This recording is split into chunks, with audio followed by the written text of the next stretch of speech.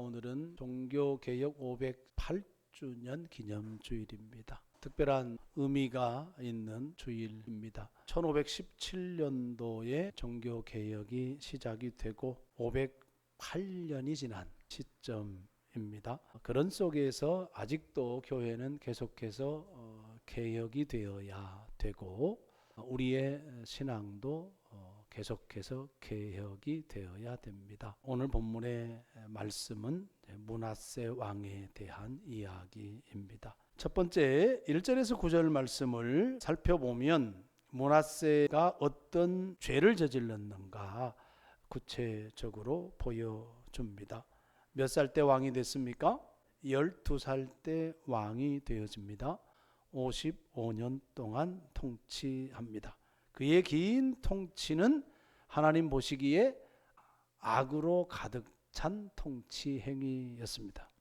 아버지 히스기야를 닮지 않고 아버지 히스기야가 헐어버린 산당들을 다시 세우고 바알들을 위하여서 제단을 쌓고, 바알은 태양신입니다.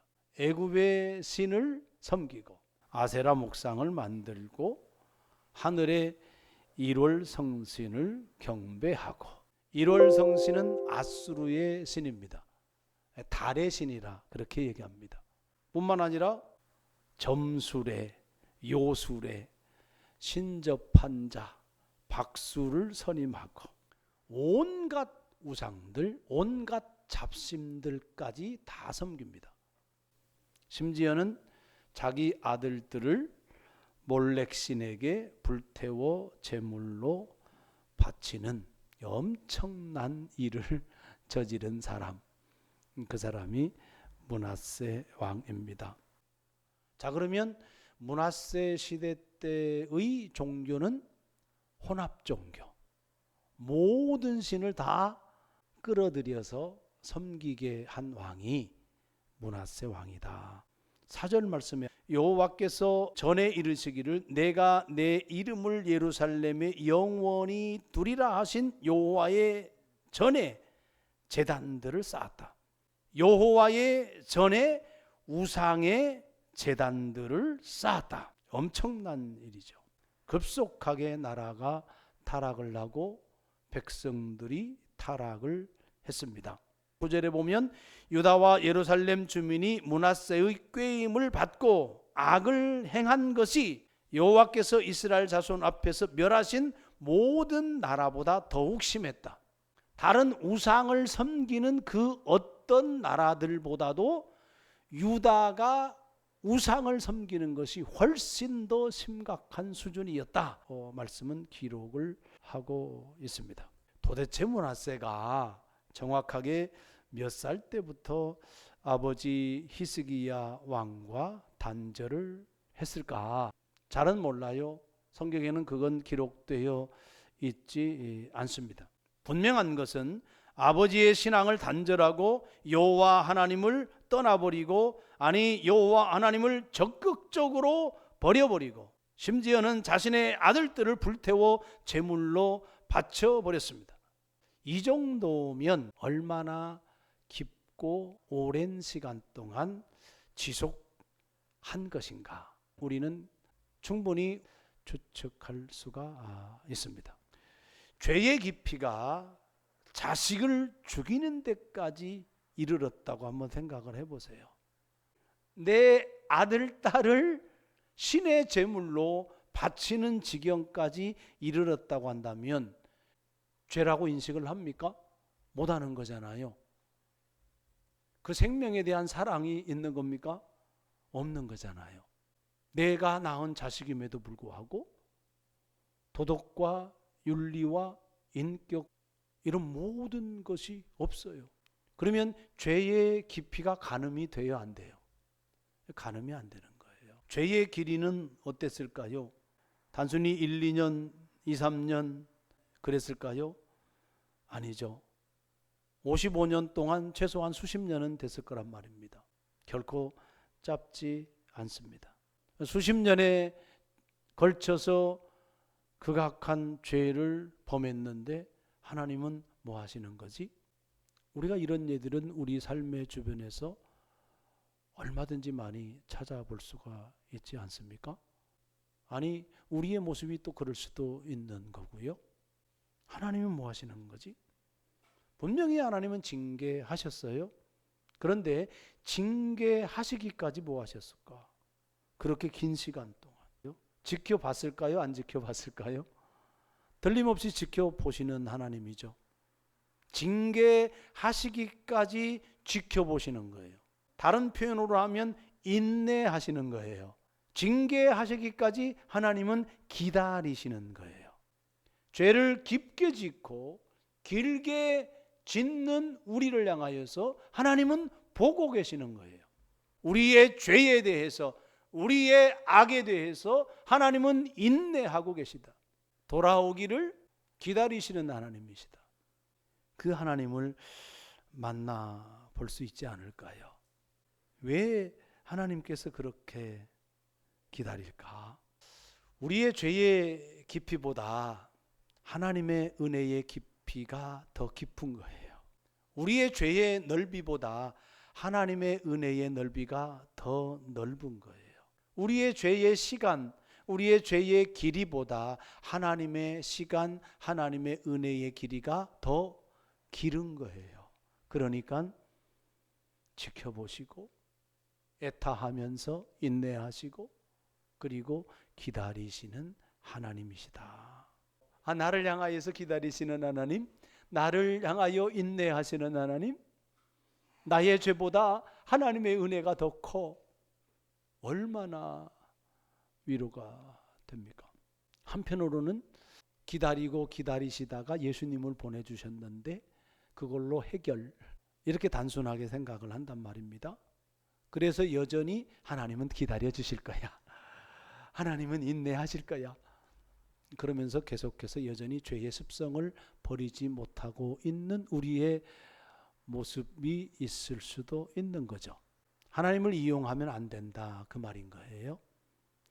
분명하게 하나님은 우리의 죄보다 하나님의 은혜가 더 큰 거예요. 우리의 죄악보다 하나님의 사랑이 무궁무진하게 비교할 수 없게 하나님의 사랑이 더 큰 거예요.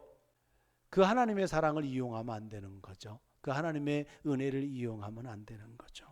그 사랑 앞에 우리는 엎드릴 줄 알아야 되고 그 은혜 앞에 우리는 엎드릴 줄 알아야 되는 거죠.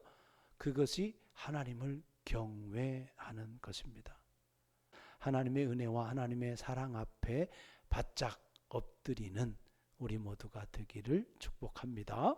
두 번째 10절에서 13절 말씀이에요. 여호와께서 므낫세와 그의 백성에게 이르셨으나 그들이 듣지 아니했다. 하나님께서 선지자들을 통해서 하나님이 경고했다는 이야기입니다. 오늘 우리에게 하나님은 말씀을 통해서 경고하시는 분이세요. 들으라고. 그런데 그 므낫세와 백성들이 들었어요, 안 들었어요? 듣지 않았다. 말씀은 들으라고 하는 거예요. 여러분, 설교를 들으라고 하는 거잖아요. 말씀 묵상을 해요. 왜? 들으라고 하는 거예요. 예외 없습니다. 그 누구에게든 그 어떤 말씀이든 하나님의 말씀이 우리에게 주는 것은 들으라고 주시는 거예요.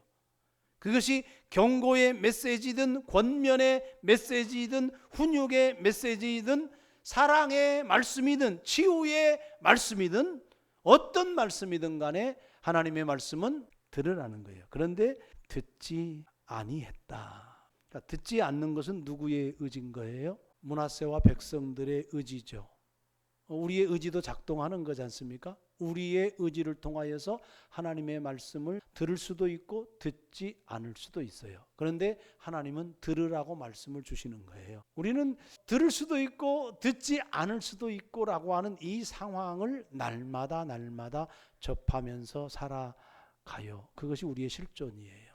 들어야 되나 듣지 않아야 되나 계산하잖아요. 그것이 우리의 제한점이에요. 계산한다는 의미는 거기에 우상이 자리하는 거예요. 성경을 비롯해서 인간의 역사, 기독교의 역사, 교회의 역사, 지금 교회의 현실에서 가장 큰 우상은 여러분 뭐라고 생각합니까? 만몬이잖아요. 돈이란 말이에요. 탐욕이란 말이에요. 왜 바알을 숭배하고 왜 아세라를 숭배하고 왜 자기 자식을 불가운데로 지나게 하고 왜 점을 치고 그렇게 하냐고요? 결국에는 뭐예요? 돈이에요. 고대 사회 속에서도 그렇습니다. 물질이에요. 우리가 계산하는 것은 결국은 인간의 탐욕인 거예요. 듣지 않는 것은 거기와 연결이 된다는 겁니다. 공교롭게도 55년을 므낫세가 통치를 해요. 55년 동안 나라를 다스린다. 그러면은 그 나라가 평안했을까요? 시끄러웠을까요? 제가 생각할 때는 그 어느 시대보다 이때는 정치적으로 안정되었던 시대. 이렇게 봐도 무방해요. 이미 북이스라엘은 멸망을 했어요. 아수르 제국이 고대 근동 그 지역 패권을 장악을 하고 있기는 하지만 므낫세는 친아수르 정책을 펴요. 그래서 1월 성신 달신을 수입을 해서 섬겨요. 정치적으로는 어떻습니까? 잘한 거죠. 고민이 많았을 것 같습니다. 지금 미국의 관세 정책 때문에 우리나라가 공경에 처해 있잖아요. 이러지도 못하고 저러지도 못하고 합리적인 국익우선을 중심으로 해서 협상을 하고 있습니다. 그러나 미국의 거대한 힘에 참 어려움을 당하고 있는 현실이긴 해요. 거대 강국 아수르 아래에서 그 조그만한 나라 남유다가 살아가기가 결코 쉬운 게 아니단 말입니다. 정치적으로 친아수르 정책을 폈던 것이 인간적으로는 이해가 돼요. 하지만 신앙적으로는 아니죠. 무슨 말씀을 드리고 싶은 거냐면 하나님께서 죄에 대해서 계속해서 경고를 하는데 므낫세는 하나님의 음성을 듣는 것이 아니라 주변 정세를 보는 거죠. 어떻게 하면 그 강대국의 틈바구니 속에서 살아갈 것인가 라고 하는 그 가치 기준을 가지고 나라를 통치를 하고 있는 거예요. 그러니까 하나님의 말씀이 들리지를 않는 겁니다. 성경은 얼마 동안 듣지 않았는지 언급이 없어요. 우리가 생각할 수 있는 것은 꽤 오랜 기간 듣지 않았을 것이다. 틀림없는 사실인 겁니다. 하지만 하나님은 드디어 징계라는 채찍을 꺼내 듭니다. 아수리의 군대를 보내서 므낫세를 사로잡아 쇠사슬로 결박하고 바벨론으로 끌려갔습니다. 한순간에 므낫세는 다 잃어버립니다.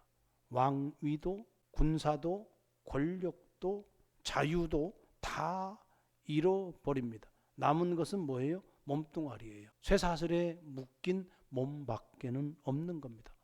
여러분, 이스라엘 왕 중에 포로로 끌려간 왕이 있어요. 여호야김은 애굽으로 끌려가서 소식이 없어요. 여호야긴 바벨론으로 끌려갔죠. 남유다의 마지막 왕 시드기야는 두 눈 뽑혀가지고 바벨론으로 끌려갔잖아요. 생은 그렇게 마감이 되는 거예요.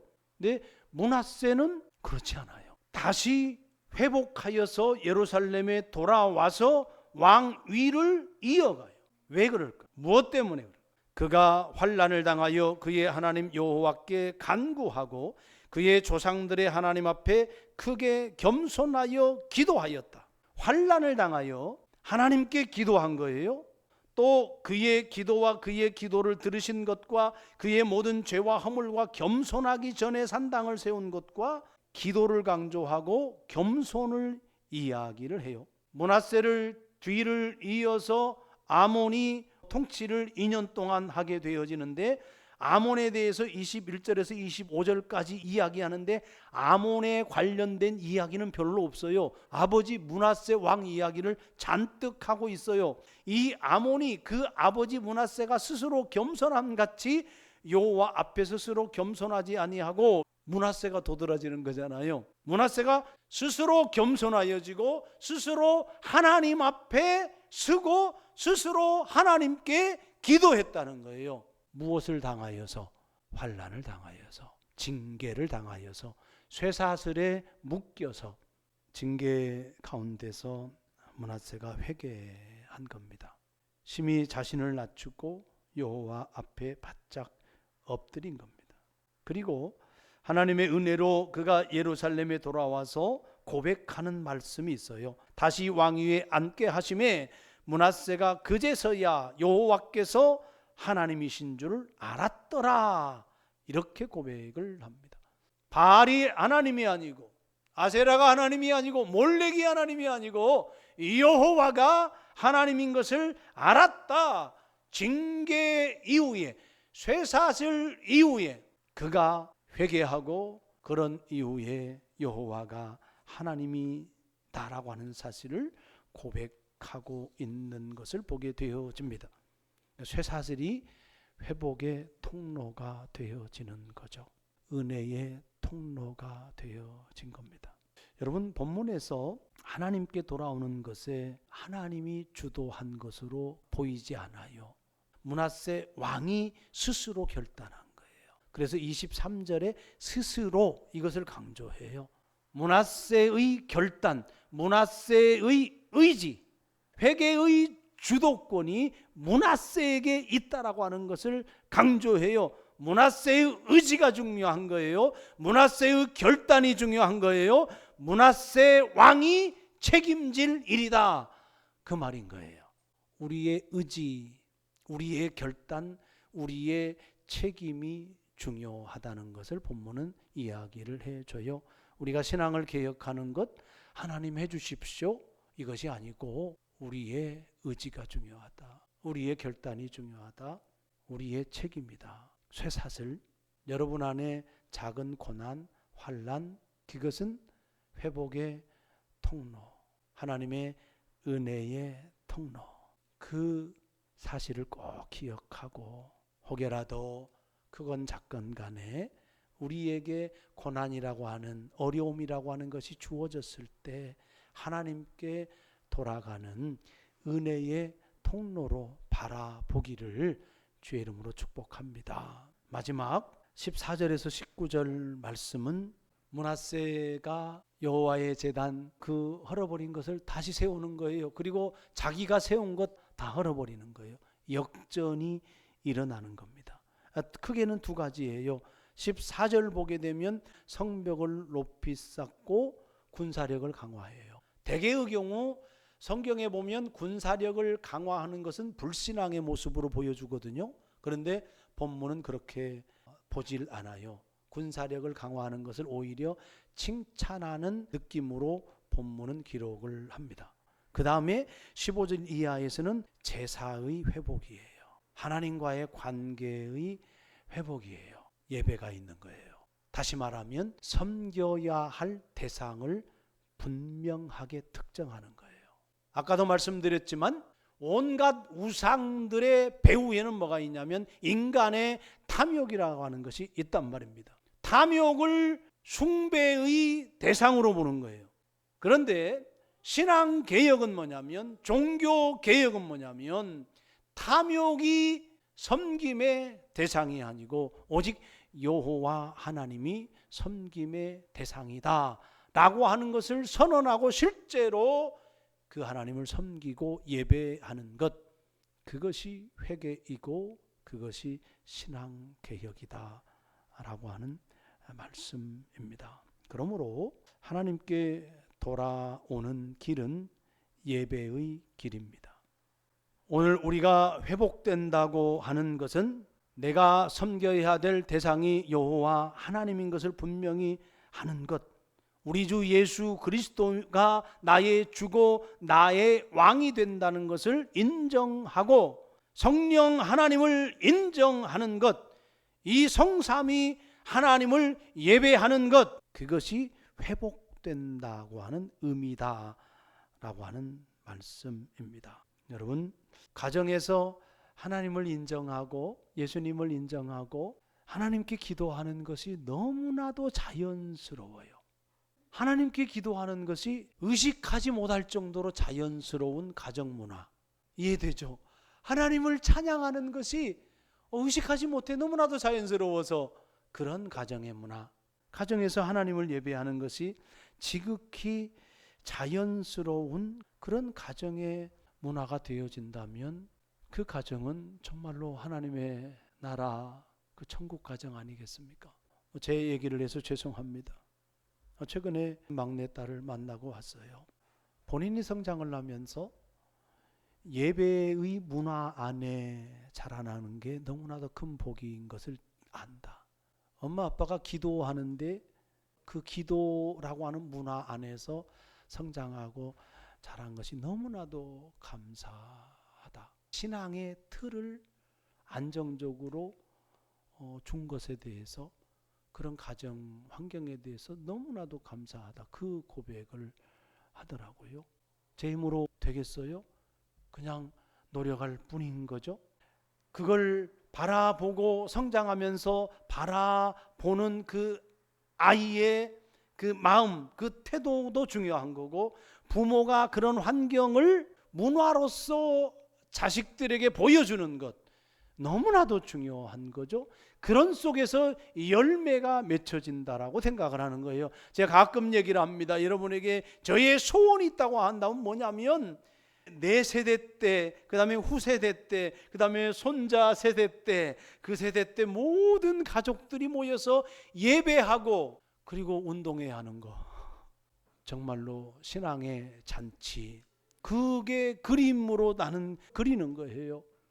여러분, 그래서 그것은 어느 한순간에 되어지는 것은 아니잖아요. 시간이 걸리고, 시간이 걸리면서 내가 말했듯이, 지금 말했듯이 기도하는 게 너무나도 자연스러워. 가정에서 하나님을 예배하는 게 너무나도 자연스러워요. 찬양하고 말씀 보고 말씀으로 서로 자식들과 대화하는 것이 너무나도 자연스러워.